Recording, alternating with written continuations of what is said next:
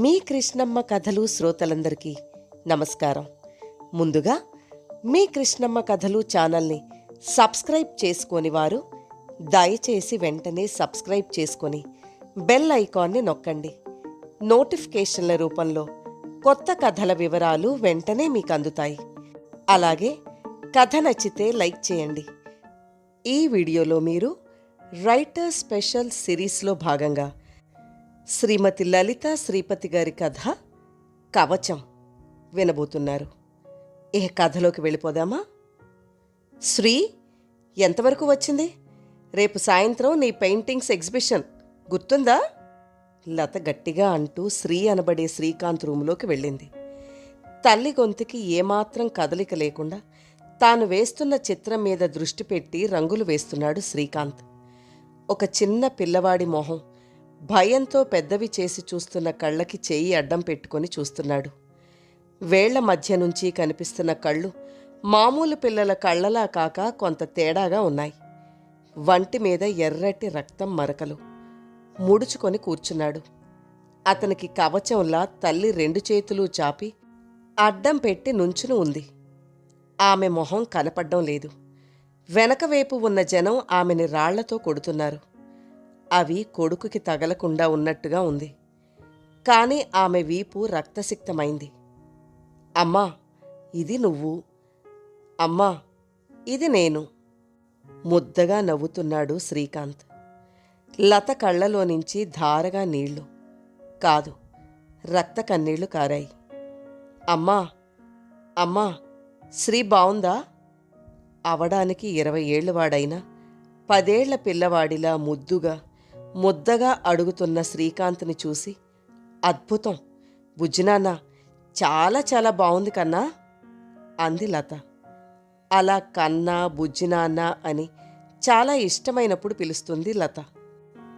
ఆ పిలుపుతో చాలా హుషారుగా నా మంచి మమ్మీ అని లత బుగ్గ మీద ముద్దు పెట్టి మళ్ళీ తన పెయింటింగ్లో లీనమయ్యాడు. మనసంతా అదోలా అనిపించి హాల్లోకి వచ్చి టీవీ పెట్టగానే వస్తున్న న్యూస్ విని లత అచేతనంగా ఉండిపోయింది.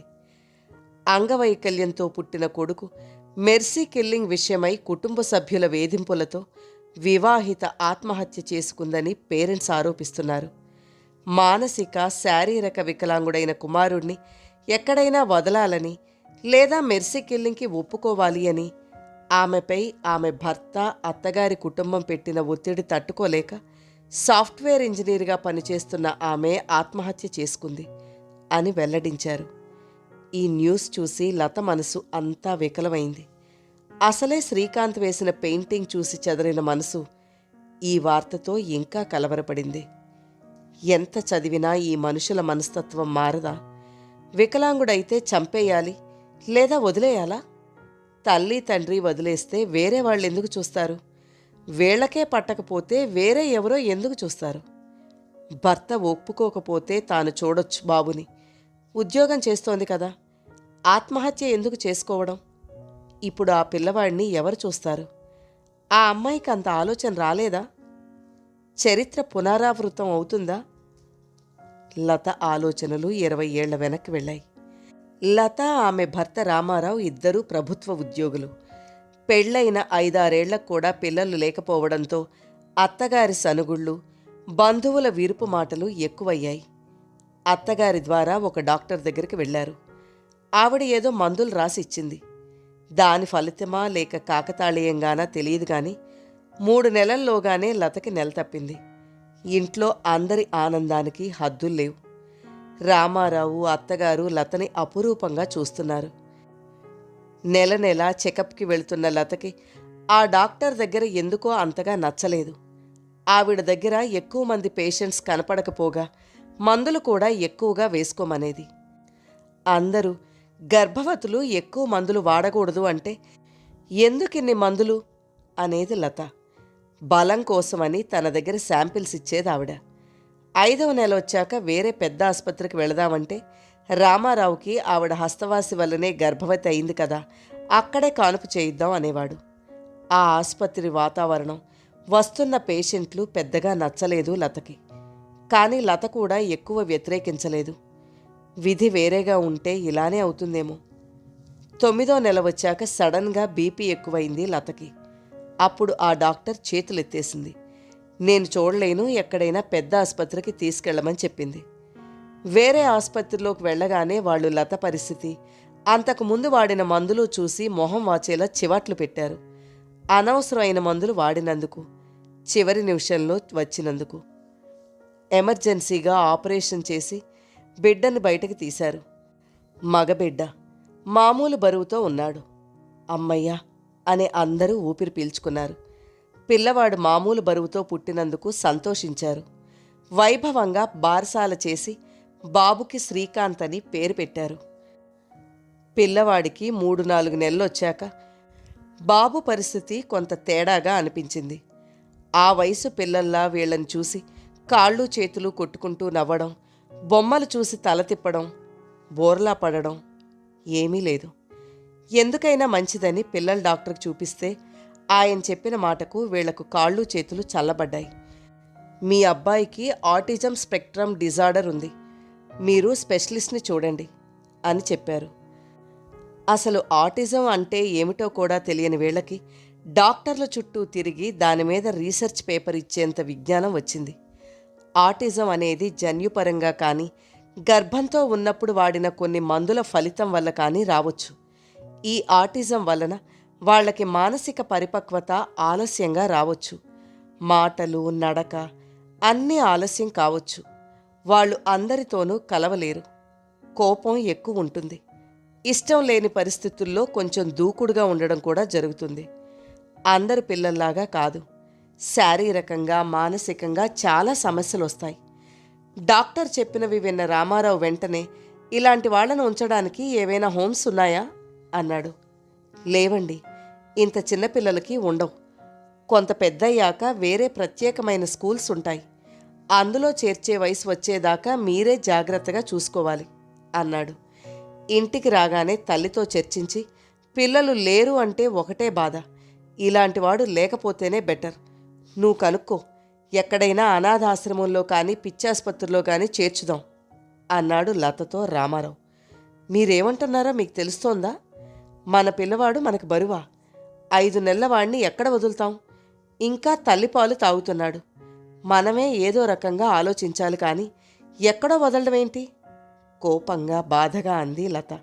ఈ పిచ్చోడిని ఎవరు చూస్తారు అన్న రామారావుతో. ఎవరేమిటి, నేనే చూస్తాను. కొంతకాలం సెలవు పొడిగిస్తాను. మహా అయితే జీతం రాదు. తర్వాత అవసరమైతే ఉద్యోగం మానేస్తాను. కానీ మీరు వాడిని పిచ్చివాడు అనడం మానేయండి అంది స్థిరంగా లత. ఇక్కడ తేరగా నీకు నీ పిచ్చి కొడుక్కి పెట్టడానికి డబ్బులు కుమ్మరించుకున్నాం అంది అత్తగారు. నా కొడుకేమిటి, నీ కొడుక్కి కూడా కొడుకే కోపంగా అంది లత. ఇంకా ఆ రోజు నుంచి లతకి ఆమె కొడుక్కి బాధలు మొదలయ్యాయి. వాడిని ఎక్కడైనా వదిలే వరకు భోజనం పెట్టనని అత్తగారు, దానికి మౌనంగా ఉన్న భర్త. లత తండ్రి ఆమె పెళ్లి తర్వాత పోయాడు. అన్న, వదిన అమెరికాలో ఉంటారు. తండ్రి పెన్షన్ పెట్టుకొని తల్లి సొంత ఇంట్లో ఒక వాటా అద్దెకిచ్చి వస్తున్న డబ్బులతో జాగ్రత్తగా ఉంటోంది. అన్న అప్పుడప్పుడు పంపే డబ్బులు ముందు ముందు అవసరం పడొచ్చు అని దాచి ఉంచుతోంది. తల్లికి ఈ సంగతులు ఎప్పటికప్పుడు చెబుతూనే ఉంది లత. ఆవిడ కూడా తండ్రి కొడుకునొద్దనుకోవడం ఏమిటి? తప్పు. పోనీ నేనొచ్చి మాట్లాడినా అని అడిగింది. లత అన్న కూడా ఒకటే చెప్పాడు. నువ్వు అమెరికా వస్తానంటే నేను ఏర్పాటు చేస్తాను. ఇక్కడ అటువంటి పిల్లలకి ఎన్నో సదుపాయాలు ఉన్నాయి అని. కానీ లత ఇక్కడే ఉండి బాబుకి ఏదో ఒక దారి చూడాలి అని నిశ్చయించుకుంది. పిల్లవాడికి 9 నెలలొచ్చాయి. లత లీవ్ అయిపోయింది. ఏం చేయాలో తోచకుండా ఉంది. ఇక్కడ భర్త, అత్తగారి ఒత్తిడి ఎక్కువయింది. పిల్లవాడిని దగ్గరికి తీయడం అటుంచి ఎక్కడైనా వదులుతావా, విడాకులు ఇస్తావా అని రోజూ గొడవ. రోజూ ఈ రకమైన మానసిక బాధలు పడే కన్నా విడాకులు నయం అనుకుంది. అన్నతో, తల్లితో మాట్లాడి లత విడాకులకు సిద్ధపడింది. కానీ తండ్రిగా బాబు అతని బాధ్యత కూడా కనుక నెల నెల కొంత భరణం ఇచ్చేటట్లుగా విడాకులు తీసుకుంది. ఆఫీస్లో స్పెషల్ కేసు కింద సబాటికల్ లీవ్ పెట్టి బాబుని తీసుకొని తల్లి దగ్గరకు వచ్చేసింది. ఆ తరువాత బాబుతో ఇంకా ఆ ఉద్యోగం చేయడం కష్టమని రిజైన్ చేసేసింది. శ్రీకాంత్కి 3 ఏళ్లు వచ్చేదాకా చుట్టూ పిల్లలకి ట్యూషన్ చెప్పడం, ఆన్లైన్లో ఆటిజం గురించి చదవడం, నిమ్హాన్స్ ద్వారా ఎటువంటి జాగ్రత్తలు తీసుకోవాలి, ఎక్కడ ఆటిజంకి సరైన స్కూల్స్ ఉన్నాయి, ఇలా అన్ని వివరాలు సేకరిస్తూ ఉండేది. తను ఉద్యోగం మానినప్పుడు వచ్చిన డబ్బులు, అన్నా వదిన ఆర్థికంగా చేసే సాయం, తల్లి తోడ్పాటుతో కొన్ని సంవత్సరాలు లాక్కుని వచ్చింది. శ్రీకాంత్ని ఆ స్పెషల్ స్కూల్లో జాయిన్ చేసుకోగానే లత కూడా ఆటిజం పిల్లలకి సంబంధించిన టీచర్ ట్రైనింగ్ కోర్సులో చేరింది. రోజూ శ్రీకాంత్ని దింపి తను కాలేజీకి వెళ్ళేది. అప్పుడు పరిచయం అయింది అలివేలు. అలివేలు శ్రీకాంత్ స్కూల్లో ఆయాగా పనిచేసేది. శ్రీకాంత్ని అప్పచెప్పేటప్పుడు అలివేలుని చక్కగా పలకరించేది లత. అలా మాటల్లో తెలిసింది, అలివేలుకి ఎవరూ లేరు, భర్త తాగిపోయాడు. అటు అత్త ఇటు తల్లి ఎవరూ పెట్టుకునే స్థితిలో లేరు. ఒక్కతే ఇల్లు అద్దెకి తీసుకొని ఉంది. పండగలు కలిసి వచ్చినప్పుడు లత అలివేలుకి ఏదో ఒకటి తెచ్చిచ్చేది. మధ్యలో తను కొన్ని రోజులు కట్టిన చీరలివ్వడం, అప్పుడప్పుడు ఒక 100 చేతిలో పెట్టడం చేసేది. స్వతహాగానే అలివేలు పిల్లలందర్నీ బానే చూసేది. కానీ శ్రీకాంత్ని మరింత జాగ్రత్తగా చూసేది. అటువంటిది మధ్యలో ఒక వారం కనిపించలేదు అలివేలు. దానితో శ్రీకాంత్ బాగా పేచి పెట్టేవాడు. భోజనం సరిగ్గా చెయ్యక అన్నీ విసిరేయడం, ఒక రకంగా దిగులు పడ్డాడు. వారం తర్వాత అలివేలొచ్చింది. కానీ బాగా నీరసించిపోయింది. అయ్యో, ఇలా అయిపోయావేంటి అని అడిగిన లతకి, జ్వరం వచ్చిందమ్మా, మంచినీళ్ళిచ్చే దిక్కు కూడా లేదు అంటూ కళ్ళనీళ్లు పెట్టుకుంది. తన అభిప్రాయాన్ని తల్లి దగ్గర వ్యక్తం చేసింది లత. అలివేలుని తమతో ఉంచుకుంటే ఇంకా సాయంగా ఉంటుంది అనిపించింది. తల్లి కూడా సరే అనడంతో మరునాడు అలివేలుని అడిగింది లత. నువ్వు కూడా మాతో ఉంటావా అలివేలు? నీ జీతం నువ్వు దాచుకో, నీ భోజనం బట్టలు లాంటివి నేను చూసుకుంటాను. మా ఇంట్లో మా మనిషిగా ఉండు. అభ్యంతర పెట్టడానికి ఏమీ కనిపించలేదు అలివేలుకి. అలా వాళ్ళింట్లో సభ్యురాలుగా అయింది. లతకిప్పుడు ఇంకా టైం దొరికి తన చదువు మీద బాగా దృష్టి పెట్టింది. కోర్స్ అవగానే ఆటిజం వారి కోసం నడిపే ప్రభుత్వ స్కూల్లో ఉద్యోగం వచ్చింది. శ్రీకాంత్ని కూడా అందులోనే చేర్పించింది. అలివేలు తన ఉద్యోగం చేసుకుంటూ ఇంట్లో ఉన్నంతసేపు అందరికీ సాయంగా ఉండేది. ఒక రకంగా అలివేలు పూర్తిగా ఇంటి మనిషి అయింది. లత ఉద్యోగంలో చేరగానే రామారావు డబ్బులివ్వడం మానేశాడు. అతడింకో పెళ్లి చేసుకున్నాడు. పిల్లలు కూడా పుట్టారని తెలిసాక లత కూడా వదిలేసింది. శ్రీకాంత్ అమ్మతో స్కూల్కెళ్ళడం, తనతో పాటే వెనక్కి రావడం, నెమ్మదిగా శ్రీకాంత్లో తేడా కనిపించింది. చదవడం, రాయడం, తన పనులు చేసుకోవడం అలవాటయింది. కానీ బాగా తెలిసిన వాళ్లతోనే కలిసిపోయి సరిగా ఉండేవాడు. కొత్త వాళ్లతో తల కూడా తిప్పి చూడడం, మాట్లాడడం తక్కువే.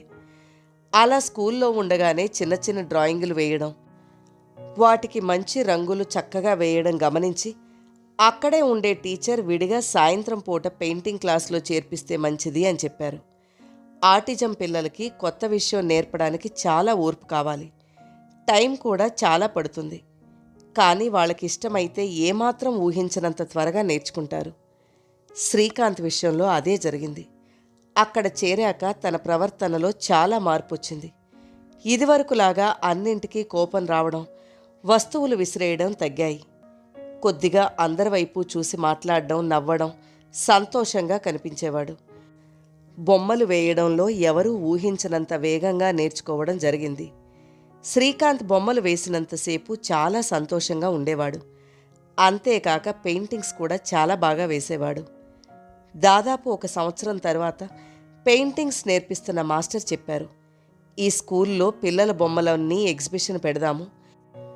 చూడడానికి వచ్చిన వాళ్ళు కొంతమంది వాటిని కొంటారు. అలా వచ్చిన డబ్బులు పిల్లలకి భవిష్యత్తులో ఉపయోగపడమే కాదు, వాళ్ళకి వాళ్ళ ప్రయోజకత్వం మీద విశ్వాసం వస్తుంది. అది వాళ్ళ మానసిక పరిపక్వత మీద మంచి ప్రభావం చూపుతుంది అని చెప్పారు. శ్రీకాంత్కి అప్పటికే 10-15 చిన్న చిత్రాలు ఉన్నాయి. కానీ ఒకటైనా కొత్తది వేయమన్న మాస్టర్ మాట ప్రకారంతో కొత్త పెయింటింగ్ పని మొదలుపెట్టాడు. ఆ బొమ్మ చూశాక లతకి అర్థమైంది, తాను ఎంత పొరపాటుగా ఆలోచిస్తోందో. తాను ఎంత బాధపడుతూ, ఎంత కష్టపడుతూ శ్రీకాంత్ని ఇక్కడి వరకు తెచ్చిందనేది అతనికి ఏమీ తెలియదు, అర్థం కాదు అనుకుంది. శ్రీకాంత్కి మానసిక పరిపక్వత లేకపోవడం కాదు, మనసులో ఉన్నదాన్ని మాటలతో చెప్పలేడు. అంతే, ప్రతి చిన్న విషయాన్ని ఎంతో శ్రద్ధగా పరిశీలిస్తున్నాడు. ఎంత బాగా వేశాడా బొమ్మ! చిన్నపిల్లాడిని అందరూ గాయపరుస్తూ ఉంటే తల్లి కవచంలాగా దెబ్బలు తింటూ కాపాడుతోంది. కవచం. అవును, ఆ బొమ్మ పేరు కవచం. నవ్వుతూ ఏడుస్తూ అంటున్న లతని చూసి అప్పుడే లోపలికి వచ్చిన అలివేలు, ఏమైందమ్మా అంది కంగారుగా. నేను గెలిచాను అలివేలు, నేను గెలిచాను. నా కొడుకు నా కష్టం శ్రమ అన్నీ గమనించాడు, గ్రహించాడు. అలివేలుని లోపలికి లాక్కుపోయి చూపించింది. అలివేలు అవాక్కై చూసింది. అమ్మా, బాబేశాడా అంటుంటే, నేనే అక్క, బావుందా మొహంలో సంతోషం తొంగి చూస్తుంటే అన్నాడు. శ్రీకాంత్కి బాగా అర్థమైంది ఆ బొమ్మ చూసి తల్లి చాలా సంతోషపడింది అని. బావుందా బాబు? మామూలు బాగు కాదు, బ్రహ్మాండంగా ఉంది అంది అలివేలు. ఈ హడావుడికి లత తల్లి కూడా వచ్చి శ్రీకాంత్ని మెచ్చుకుంది. లత చెప్పిన ఆ బొమ్మకి కవచం అని పేరు పెట్టమని. మర్నాడు ఎగ్జిబిషన్లో ఆ కవచం పెయింటింగ్ చాలామందికి నచ్చింది. దాన్ని అమ్మడానికి ఎంత అడిగినా శ్రీకాంత్ ఒప్పుకోలేదు. లత కూడా వద్దనేసింది. శ్రీకాంత్ వేసిన మిగిలిన అన్ని పెయింటింగ్స్ అమ్ముడుపోయాయి. దాదాపు 2 లక్షల పైన వచ్చింది. శ్రీకాంత్ కవచంని వచ్చే నెలలో జరిగే ఆల్ ఇండియా పెయింటింగ్ కాంపిటీషన్కి పంపుదాం అన్నారు అతని మాస్టర్. తప్పక బహుమతి వస్తుంది అని ఆయన నమ్మకం. బహుమతి వచ్చినా రాకపోయినా కూడా అంత స్థాయికి వెళ్ళడమే గొప్ప అనుకుంది లత. ఇంటికి వచ్చాక నిన్న చూసిన న్యూస్ గుర్తొచ్చింది. ఆ పిచ్చి తల్లి తను చనిపోయింది, కానీ తన తర్వాత ఎవరు చూస్తారా బాబుని? ఈ రకమైన సమస్యలు ఉన్నవాళ్ళని సొంత తల్లి తండ్రి చూడలేకపోతే ఇంకెవరు చూడగలరు? తొందరపాటుతో ఎందుకు ఇలాంటి నిర్ణయాలు తీసుకుంటారు? ఒక్క నిమిషం బాబు గురించే ఆలోచించుంటే ఆగిపోయి ఉండేది. తనకి దేవుడు దయ వల్ల తల్లి, అన్న, అలివేలు ఇలా అందరి సాయం ఉంది. అందుకే శ్రీకాంత్ని ఇలా ఈ రోజుకి నిలబెట్టగలిగింది. ఆ అమ్మాయికి ధైర్యం చెప్పేవారు ఎవరూ లేక ఇలా చేసిందా? ఏదేమైనా రేపు వెళ్ళి ఆ పిల్లవాడి గురించి కనుక్కోవాలి. అంతగా అయితే తనే తీసుకొచ్చి చూసుకోవాలి. తనకి అలివేలు సాయం ఉంటుంది. వాడిని కూడా తన కవచంతో రక్షణ ఇవ్వాలి. ఆ అబ్బాయే కాదు, ఇవాళ శ్రీకాంత్కి వచ్చిన ఆదాయం చూస్తే ఒకడినే కాదు, ఇలాంటి వాళ్ళని ఇంకా కొంతమందిని చూసుకోగలదు. అవసరమైతే సహాయానికి కొంతమంది ముందుకొస్తారు. ఆ ఆలోచనే ఎంతో ధైర్యం నింపగా రేపటి గురించి ఆశగా ఆలోచిస్తూ నిద్రపోయింది లత. కథ నచ్చితే లైక్ చేయండి. మీరు లైక్ చేయడం వల్ల మరింత మందికి ఈ కథలు చేరతాయి.